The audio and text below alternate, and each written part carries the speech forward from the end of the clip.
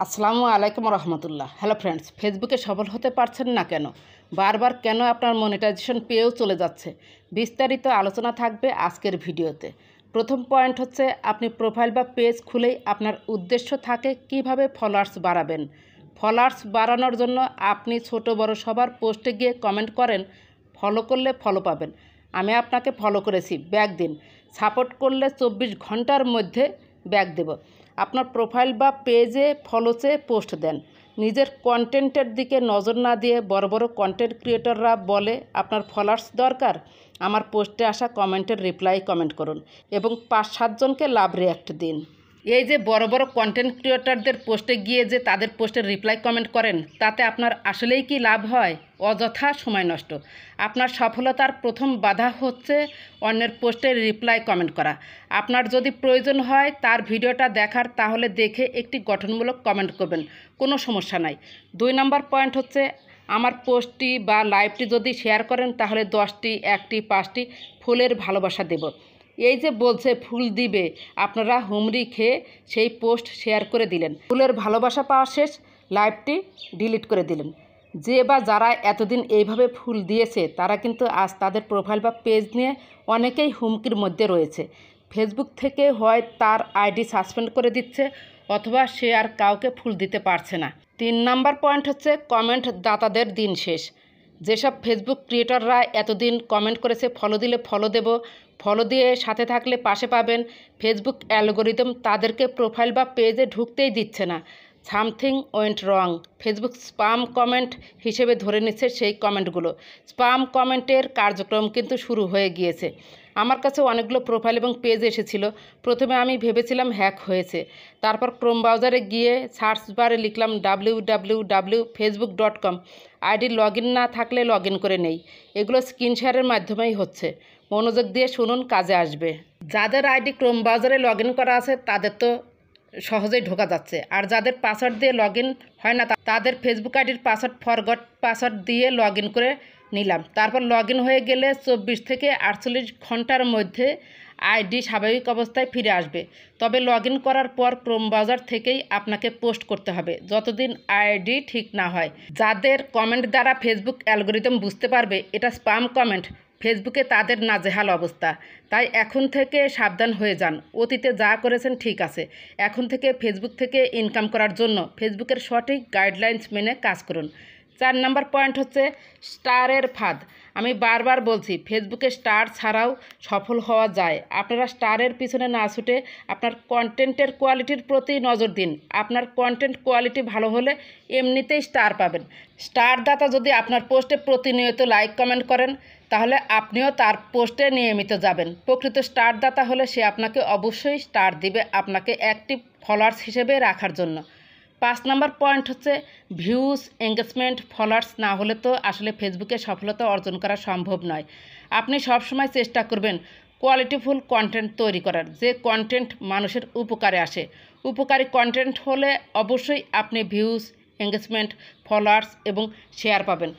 পচা কন্টেন্ট না দিয়ে ফেসবুকে দীর্ঘস্থায়ীভাবে টিকে থাকার জন্য কোয়ালিটিফুল কন্টেন্ট আপলোড করুন। ভিউজ, এঙ্গেজমেন্ট, ফলোয়ার্সের অভাব হবে না।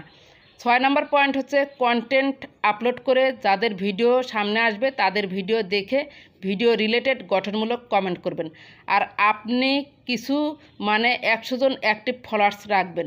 নিয়মিতভাবে প্রোফাইল বা পেজে যাবেন, তাদের ভিডিও দেখে লাইক এবং গঠনমূলক কমেন্ট করবেন। ফেসবুকে 2ভাবে সফল হওয়া যায়। 1 নম্বর পয়েন্ট হচ্ছে, আপনি যে কন্টেন্ট আপলোড করলেন সেই কন্টেন্ট শেয়ারেবল হতে হবে, শেয়ারের উপযোগী হতে হবে। অর্থাৎ অবশ্যই মানুষের যেটা প্রয়োজন সেই টাইপের ভিডিও আপলোড করতে হবে।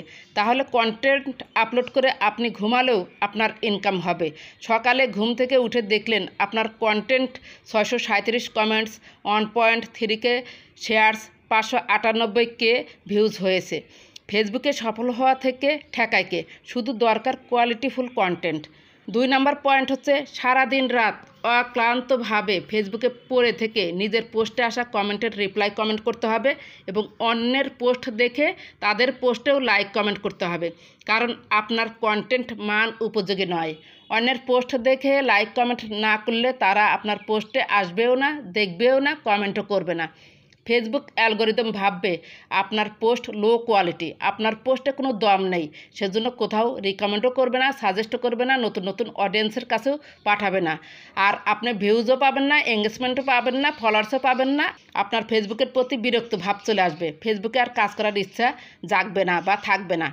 আর সারাদিন খেটে খুঁটে যদি 100 কমেন্ট বা 50 কমেন্টও আনতে পারেন আপনার পোস্টে, তাহলে ফেসবুক তখন আপনার পোস্ট মানসম্মত না হলেও রিকমেন্ড করবে, সাজেস্ট করবে নতুন নতুন অডিয়েন্সের কাছে, বা আপনার পেজটি যে ক্যাটাগরি টাইপের সেই ক্যাটাগরির পেজের কাছে পাঠিয়ে দিবে, অথবা আপনার ভিডিও যে ক্যাটাগরির সেই ক্যাটাগরির অডিয়েন্সের কাছে ফেসবুক পৌঁছে দিবে।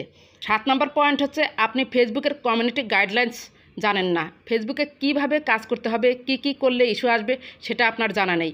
ফেসবুকের কমিউনিটি গাইডলাইন্স সম্পর্কে ভালোভাবে জানুন, তাহলে ফেসবুকে কন্টেন্ট আপলোড করে নিশ্চিন্তে ঘুমাতে পারবেন এবং সফলও হতে পারবেন ফেসবুকে। 8 নম্বর পয়েন্ট হচ্ছে ফেসবুকের সেটিংস সম্পর্কে আপনার জানা নেই। প্রতিদিন কোনগুলো চেক দিতে হবে আপনি জানেন না। চলুন একটু দেখিয়ে দিই কী চেক দিবেন। প্রথমেই আমি আমার পেজে চলে এসেছি। প্রোফাইলেও একই নিয়ম, পেজেও একই নিয়ম। বাম পাশে পেজ আইকনে ক্লিক করুন, এরপর মাঝখানে দেখতে পাচ্ছেন 3 ডট, ডান পাশে ক্লিক করুন। এরপর উপরে দেখতে পাচ্ছেন পেজ স্ট্যাটাস বা প্রোফাইল স্ট্যাটাস থাকবে, পেজ স্ট্যাটাসে ক্লিক করুন। এখানে এক নজরে এই পাতাটা ঠিক থাকলেই okay. Suraiya technology page has no issues, সবুজ টিক চিহ্ন। Good news, no violations to show, okay.